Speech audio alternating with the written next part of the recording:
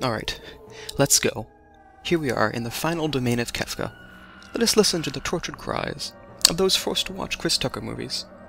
Let us pity them and give them a moment of silence to respect their memory. But anyway, here we are facing off against Kefka, the greatest Final Fantasy villain to ever grace the series. You might argue with me, but you cannot. He was able to subjugate the white-haired pretty boy himself, Sephiroth, and turn him into a giant purple demon named Doom. Did any other Final Fantasy villain do that? If he could turn into a splinter of wood, he would truly be the greatest villain in any work of fiction. Indeed, Kefka has gained control of a most evil power, the ability to make Edgar and Terra do interpretive dance in the air. What power does godhood bring? I'd like to think Kefka once destroyed the auction house in Jador and then people rebuilt it in pure spite for the party. As I said, despite me.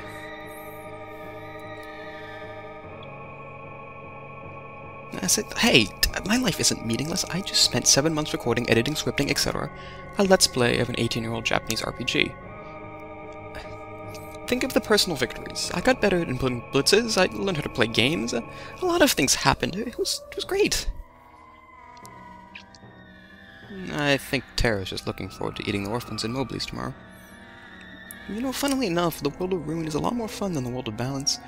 Maybe it's because of what's below Edgar's castle.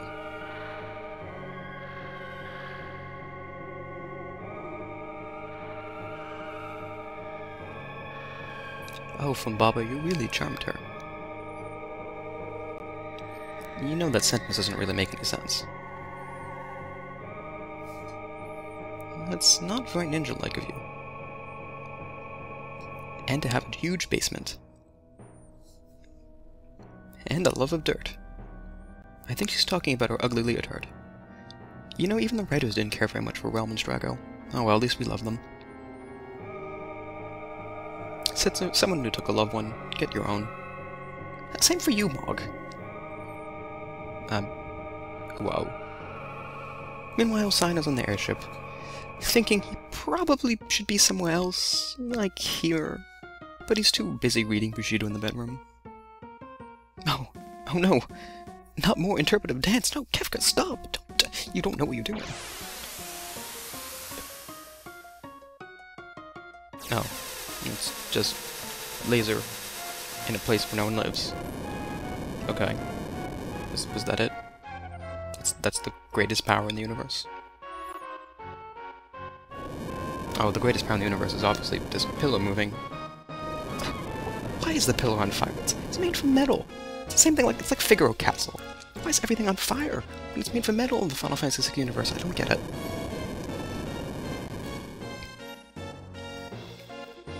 Yeah, I agree with that.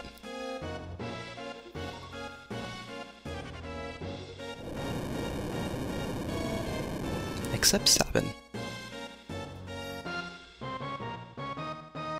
Again, Sabin. You know, Kefka, there are fewer people there than there were for the last one. That is, negative people.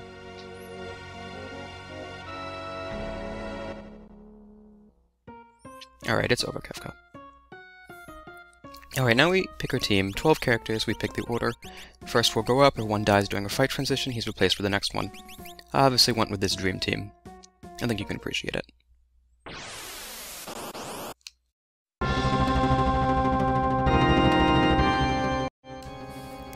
Alright, for the first tier we now fight against one of the very angry people who watched Rush Hour 3 by mistake. To be honest, this battle is kind of insultingly easy, so even I can't screw it up. First up, I'm still proving that Air Anchor is awesome, and anyone else who says otherwise is a stupid person who is also stupid. Yes, the long arm is weak to instant death attacks, and yes, this is part of the final boss fight. Right here I'm going to cast Big Guard, because it will stay as we pass through the different tiers of this battle. The same goes for Haste too, so you should do that too at the beginning of the battle. You see guys, Strago isn't all that bad. Yeah, I'm not deluded! Okay, anyway, for the boss himself, both arms only use weak physical attacks. The long arm uses Shockwave, and the short one uses Vacuum Wave, and...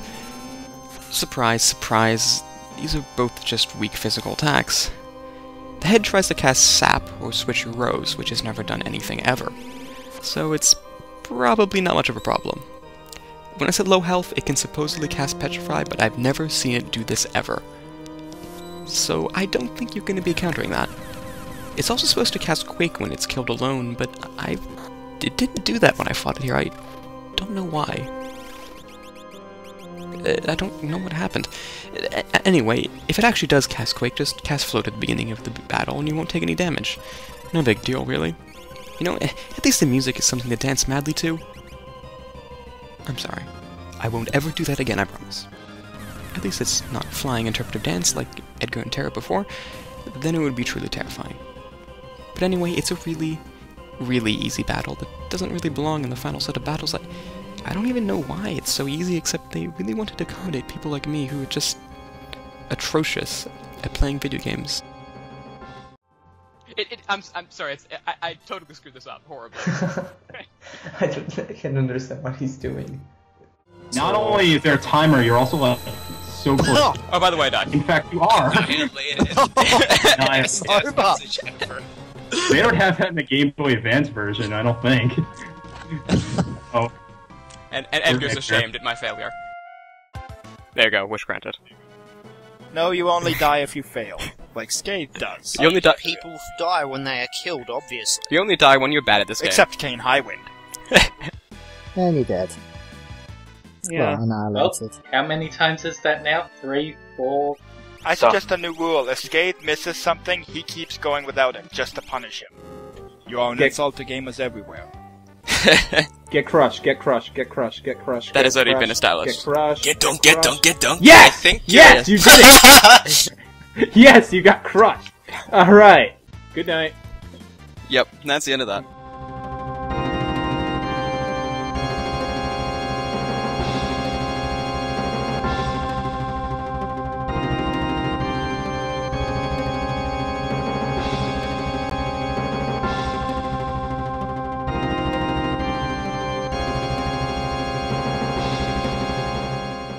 Alright, so here we are at Tier 2.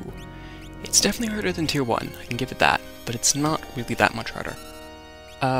Fun fact, the track that we'll start up in a few seconds is probably my favorite section of Dancing Mad. Now you know, and you are enlightened. Anyway, it's starting to get quite a bit harder here. We have to fight 4 enemies instead of 3. Obviously math is not on our side here. Tiger's on the bottom right, hits the blue guy on the right, Tools is the machine in the middle, and Magic is the guy on the left.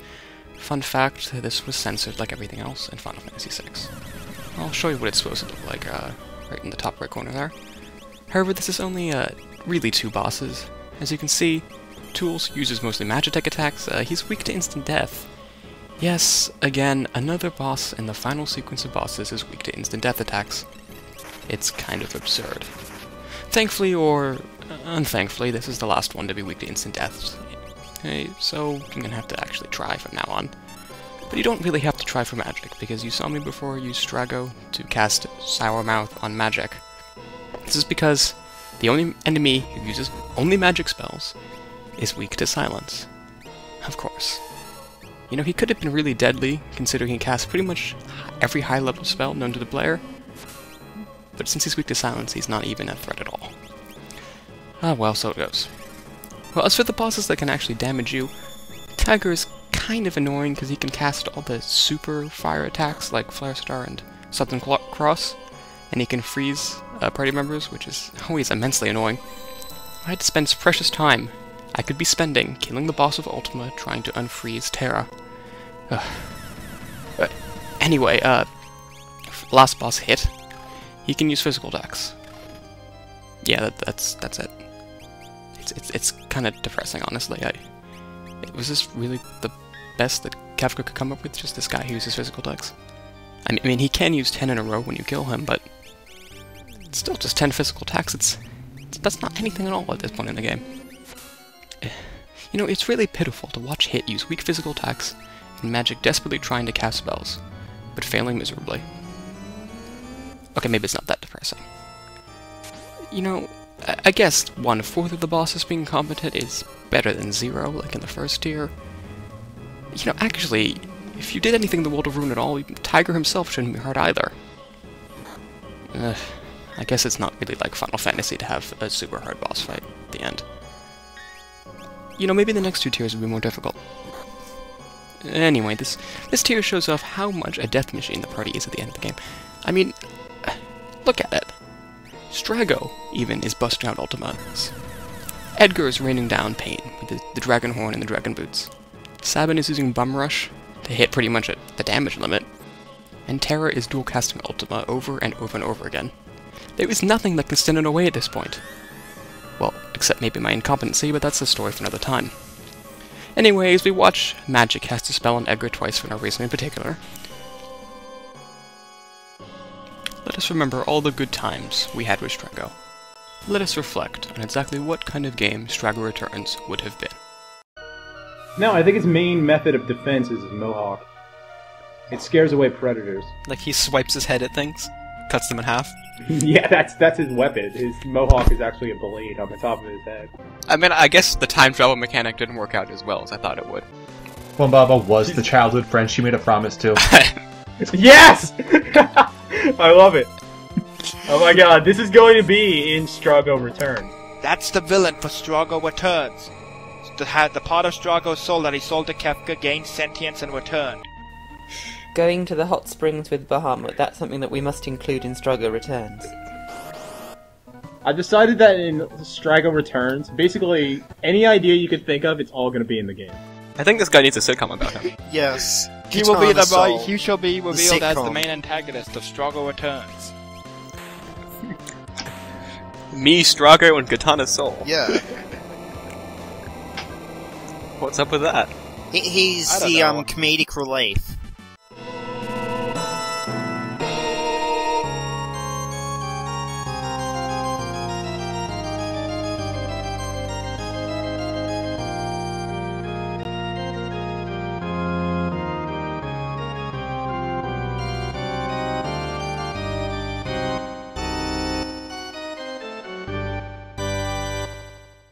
Alright, Tier 3.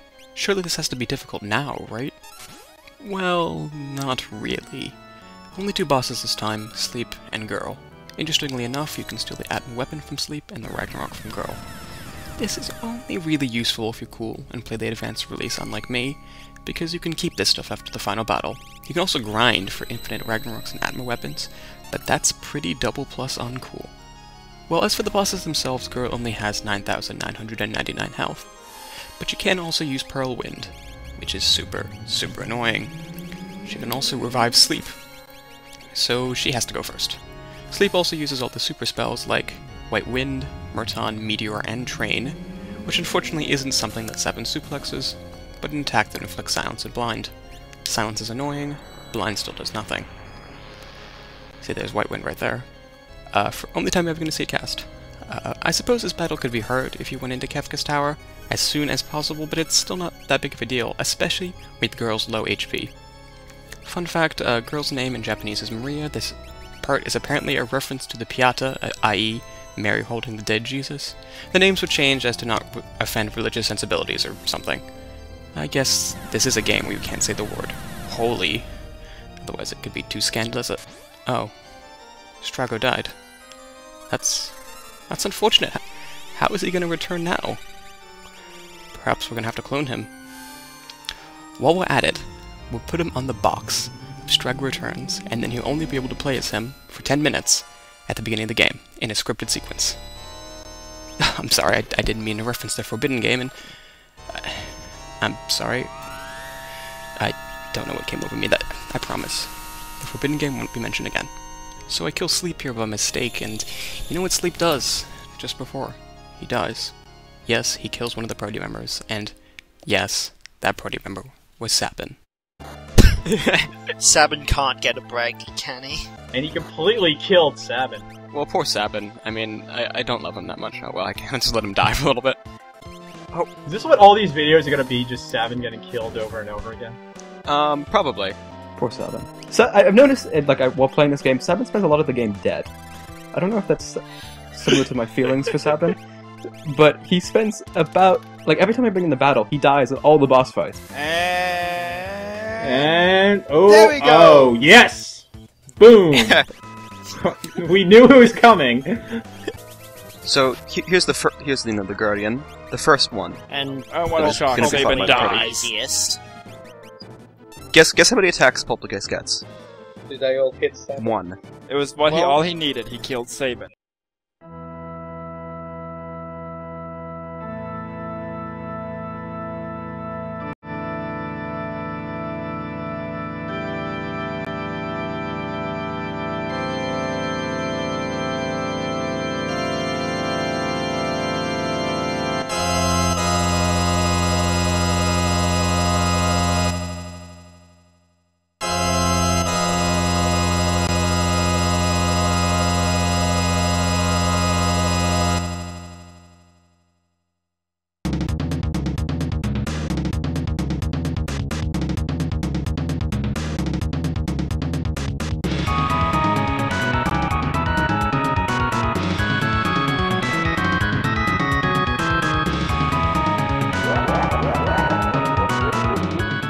Man, that musical opening is timed perfectly. Anyway, here's Kefka himself, the final boss. We're finally here. And he's actually pretty easy if you come prepared, which I have to an extent. I wasn't expecting to lose any characters in the Ascent Up, which is kind of silly for me, considering that Sabin was in the party. So yeah, I need to give Locke a weapon. I was hunting for the ultimate weapon to put in a second hand, but I didn't want to drag out this battle any longer because I couldn't find it, so I just gave him the falchion. This battle is really short. Kefka's only one enemy, meaning Ultima will do max damage on him. I'm gonna try my best to squeeze everything in, but I've got to rush a bit here considering there's not very much time. Kefka can use Fallen One, which reduces your HP to 1. This is very dangerous, especially paired with any multi-hit attacks. I don't think I need to say that to you, do I? He can also use Habit Wing, which is a super powerful physical attack. Yeah, so for once, the physical attacks used by the final boss is actually kind of powerful. After a certain point, he starts countering attacks with Hyperdrive, which is basically a one-hit kill to a single character. This is pretty dangerous. He can also counter with Ultima, which is death and sadness to everyone involved, as usual. To avoid these counters, you need to attack when he's charging up his super attack, which he's doing right now.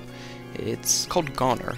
It has a stronger spell power than Ultima, surprisingly, but it has two kind of big flaws.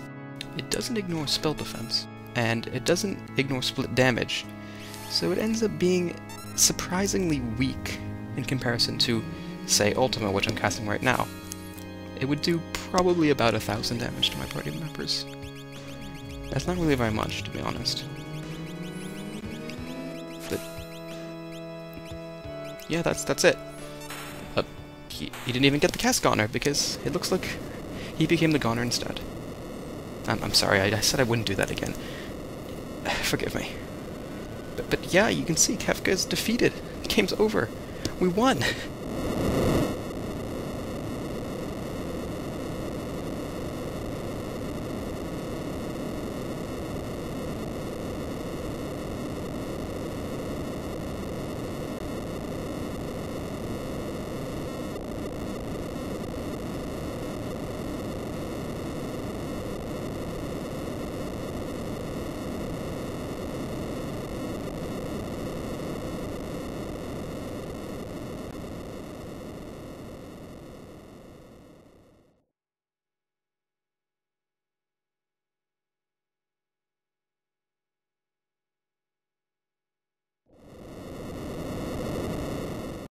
As we listen to the Kefka Jet sound in reverse, Umaru and Cyan return. I guess Cyan finally finished Bushido in the bedroom and its sequel, Runicking in the Rumpus Room. Anyway, the two of them return just in time to run away from the collapsing tower. Well, they should have expected that Kefka would be a load-bearing boss. Oh, and, magic is disappearing from the world. Oh well. Somewhat of an apt metaphor for these days. Sadly. Well, I'd like to say as these characters all run out and have their own separate scenes, I'd like to address the question that's on everyone's mind. That is, where did all these guys end up after the ending of Final Fantasy VI? Well, sit back and be enlightened.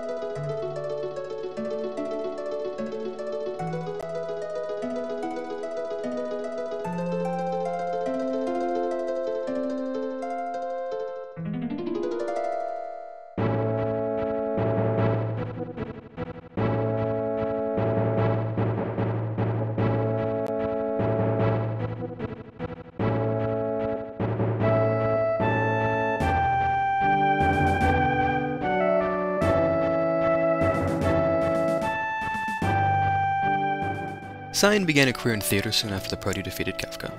After dabbling in Shakespeare, he later became world-renowned for his excellent performance in Waiting for Godot.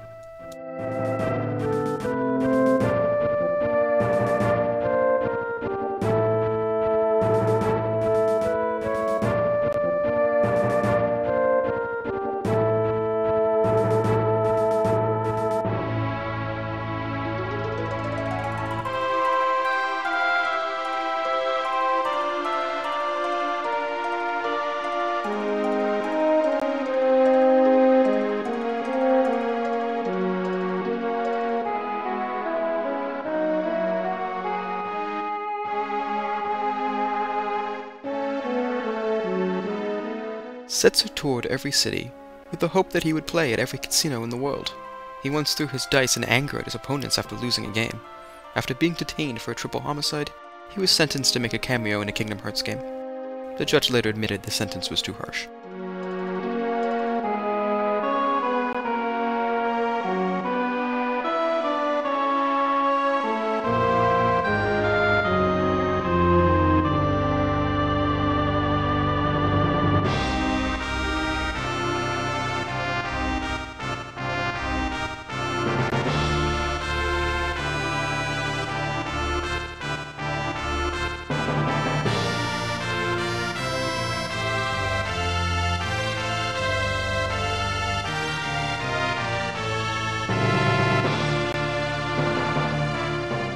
After a misplaced wager at the Colosseum against Chupon, Edgar was forced to spend a night as Ultros' Gimp.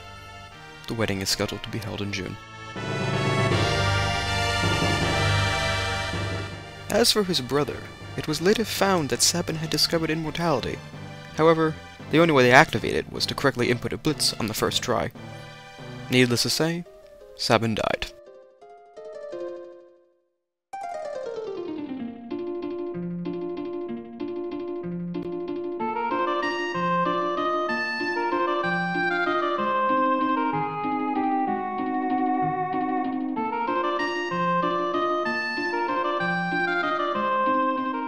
While Terra would eventually marry Fumbaba, she always had a secret love for Mog.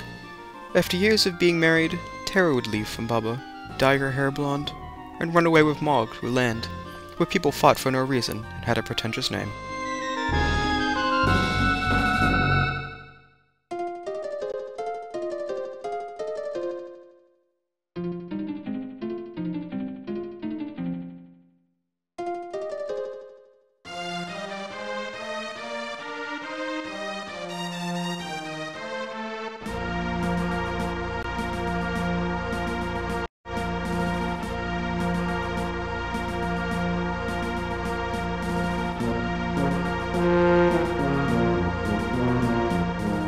Umura went on to try many different careers such as Colosseum fighting, tower climbing, and storm dragon removal.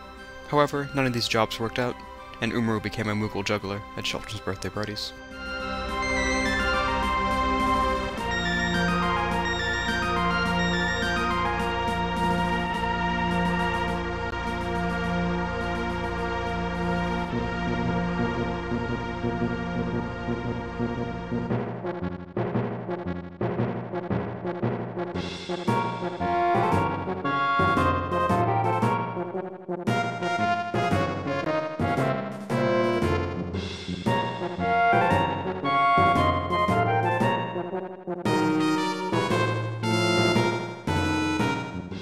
Adlai ran for public office, culminating in his term as governor of Illinois. After 2 unsuccessful bids for president, Adlai became the ambassador to the UN. He would later die of a heart attack in 1965.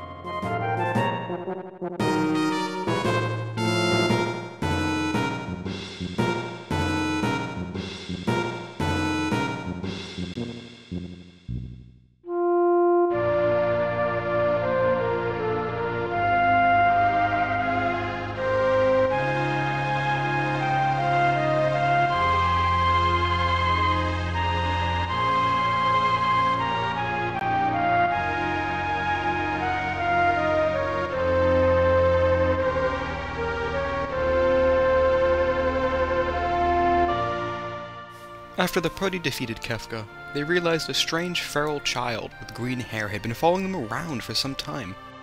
No one really knew what to do with him, and by the day after, they once again forgot he was there.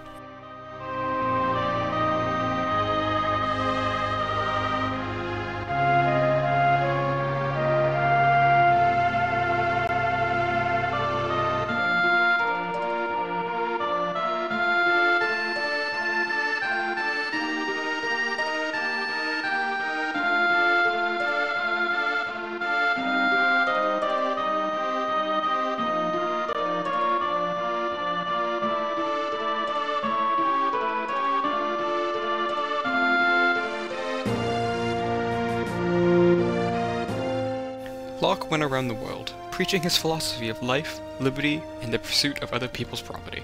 These tenets were universally accepted by the philosophy community, especially after he ripped out the lungs of anyone who disagreed. As for Celes, she decided to become the model Gesterly in general.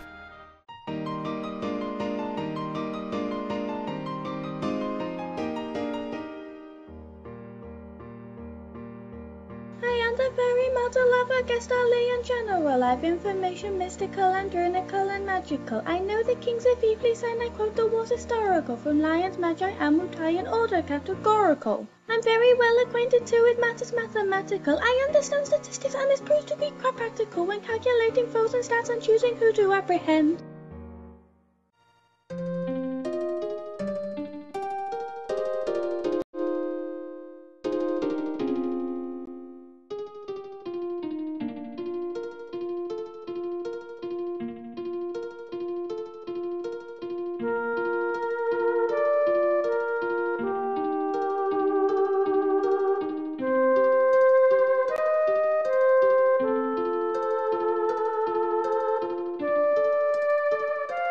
Terra proclaimed her secret love to Fumbaba and married him. They celebrated their honeymoon by eating all the children in Mobley's. After a few years of blissful marriage, they had a beautiful child named Kukulan, and they loved him with all his heart.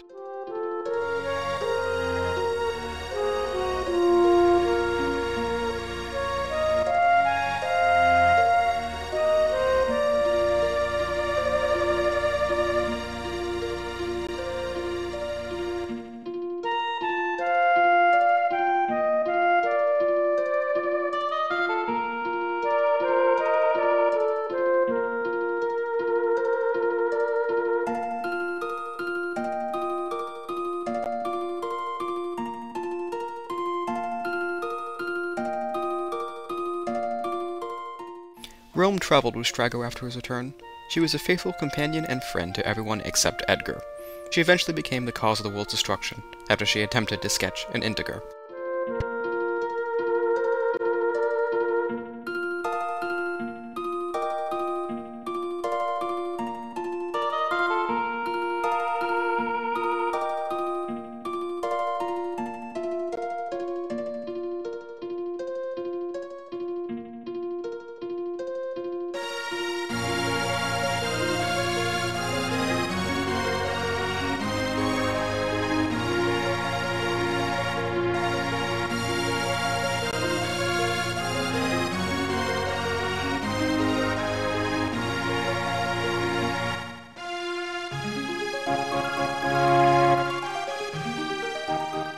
Shadow didn't die in Kefka's Tower because no one dies in Final Fantasy games except old people and heirs. He would later return in Strago Returns, and despite looking exactly the same, none of the characters would recognize him until the dramatic reveal halfway through.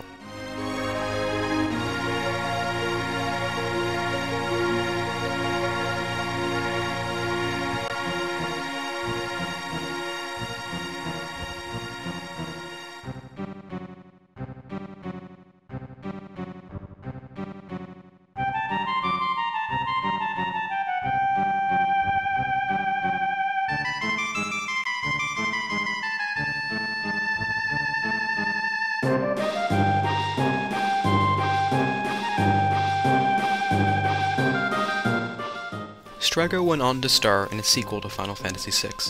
Fans and reviewers agreed it looked like one of the best games ever made. Sadly, Square Enix halted development and destroyed all evidence of its existence.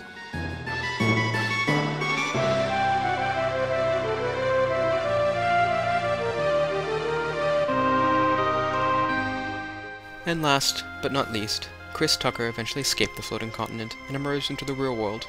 He assumed human form and is currently working at Square Enix. All his friends call him Motumu.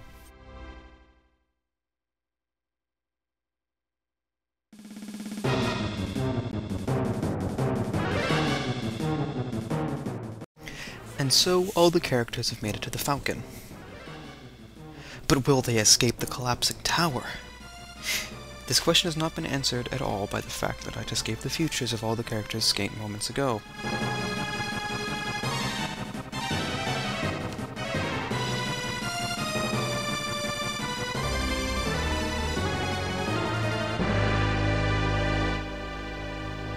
Oh look, they escaped the tower. Color me surprised. But oh no! Terra is falling! Oh wait, I just stated that she's fine. Don't worry, guys. Anyway, children seem to be happy, even though they're watching their idol fall to her death.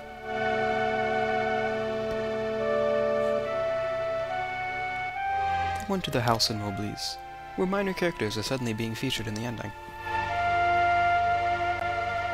And I guess it is an ending to that subplot if anyone was really curious. You know, that subplot about what Terra's gonna eat in a few minutes when she returns to Mobley's with Fumbaba. Yeah, definitely that subplot.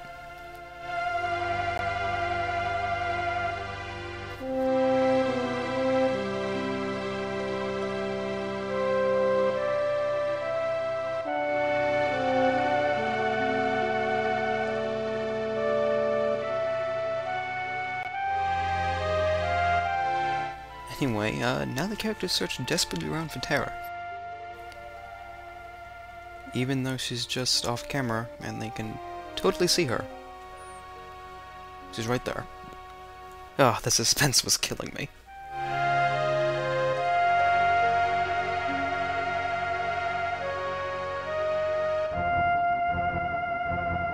Well, anyway, it's time to take off. That was Final Fantasy VI, guys.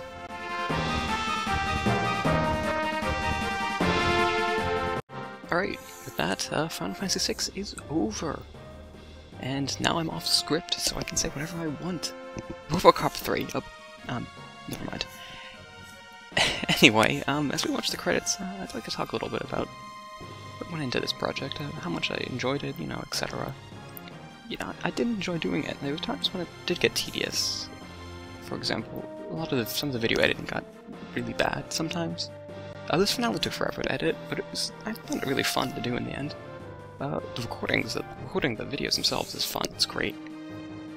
It's great to talk to all the people on the wiki, for an hour, even if it's about Final Fantasy VI or not. And usually wasn't. What else can I say? Yeah, some of the earlier videos weren't, you know, up to par with the later ones. That's to be expected. It was the first time we ever did anything like this. We had no idea what we were doing, you know.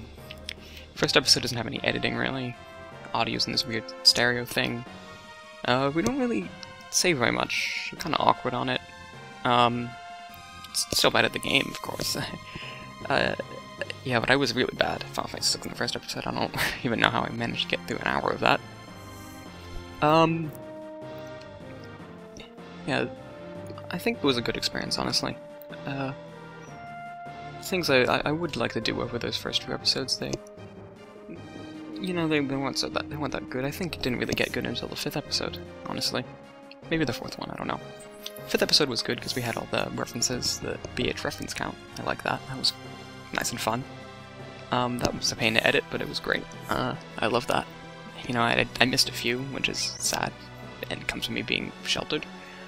But, I did like doing that. Yeah. I mean, there were some technical issues in the earlier episodes, which dragged it down a little bit. Like, the 7th episode is... Yeah, I kind of regret that one. That one's a bit weak, honestly. Because we lost connection halfway through, so we had to switch cast. I mean, that one's notable because it did come up with Straggler Returns, which became the biggest recurring joke in the LP. You know... I don't know, I love Straggler Returns. It's funny how it was a one-off joke in the 7th episode. We didn't really mention it after we talked about it, and then it came back in the 10th episode much later, like 3 months later, and then we just kept talking about it, and here we are now, and again, this weird running joke, and same thing with the Sabin dying, it just took off in the World of Ruin. I mean, it was always happening, but we never really noted it. But, yeah. So, I do really want to do the advanced bonus content, Final Fantasy VI advanced bonus content, that is. You know, stuff like the, what is it, Gigantor? Gigantor? I don't know how to pronounce that, but the giant cactus with a mustache, Gilgamesh, Dragon's Den, that sort of stuff. You know, complete Final Fantasy VI as a whole. You know, I would have to play through Final Fantasy VI again, and it's not really that bad. I mean, it's a good game. Maybe I'll get better at it if I play through it again, get some practice in. But, oh yeah, they would have changed the Blitz inputs, because it's on a GBA now. Oh, God. Yeah, I would like to do those at some point. Not anytime soon. Probably not for at least a while. Especially not, because I mean I haven't recorded them, I have to play the Final Fantasy VI again, it's not going to come up for a little while. But I will do them at some point, I promise you that. I do want to do that. We will be doing another LP after this. So far it looks to be Final Fantasy VIII with Blue Highwind. I don't want to make any guarantees, but I'm pretty sure that's what it's going to be. That's fun. Final Fantasy VIII is a much longer, much more epic game. I don't really want to use the word epic, but it has a lot more... When I say epic, I mean cutscenes. It has a lot more cutscenes. There's a lot more riffing in that one. You know, we haven't seen enough of it yet to see... I can't really give you a character or anything, but tune in, stick around. It should be fun. Yeah, we're definitely going to keep doing this. I mean, as I just said, we are going to go on to Final Fantasy VIII. I'm not going to end it here. I do hope at some point we can get through all the main series. Yeah, I would love to do Final Fantasy II at some point. Final Fantasy Final Fantasy 13 too, that game I'm talking about. 10-2 would be fun too, but all for all the wrong reasons. 13-2 would be fun because we talk about it so much. And to finally do it, you could finally lay that to rest. Oh, here are some plot sequences right here. I don't want to distract you from them, but it is sort of plot sequences. Katrine or Caterin just vomited out her baby, just in time for Terra to eat it. As all the orphans hop. They don't even know about their unwitting demise in a few seconds, as soon as Terra comes down.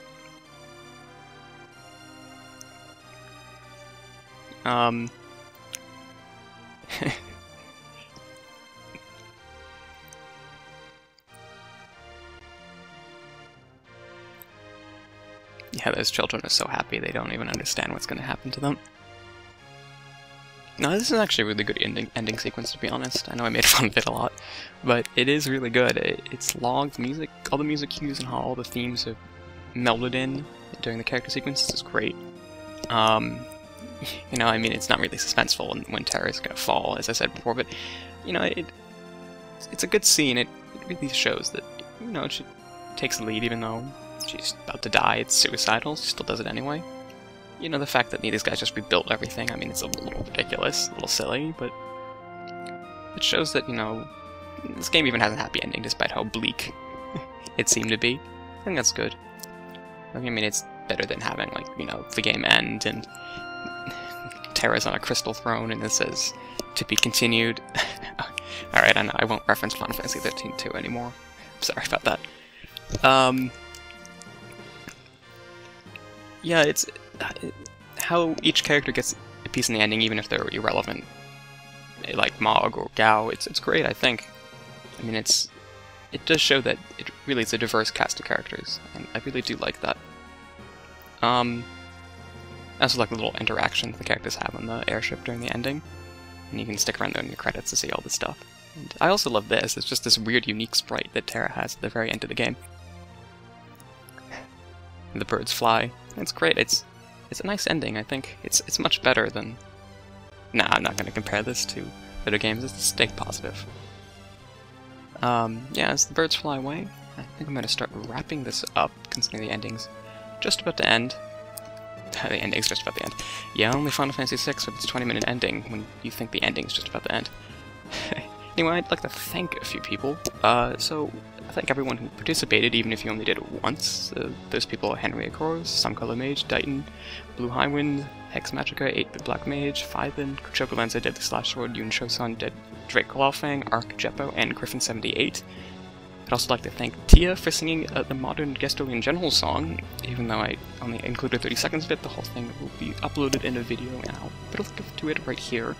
Those will probably link to it before too. I also like to thank Yoon for writing it. I'd like to thank BH for coming up with the idea of doing the LP in general, as well as doing the Mystic Cross LP during the hiatus between the World of Balance and the World of Ruin. I'd like to thank Drake and Henry for updating the LP when I was in a third world country and unable to update. I'd like to thank Final Fantasy XIII too for being so easy to reference. I guess I lied before. I'd like to thank Striker for returning. I'd like to thank Sabin for dying, and I'd like to thank you for watching. So, this was Skatemote, and that was the finale of Final Fantasy VI, and I hope I'll see you again soon. Bye-bye.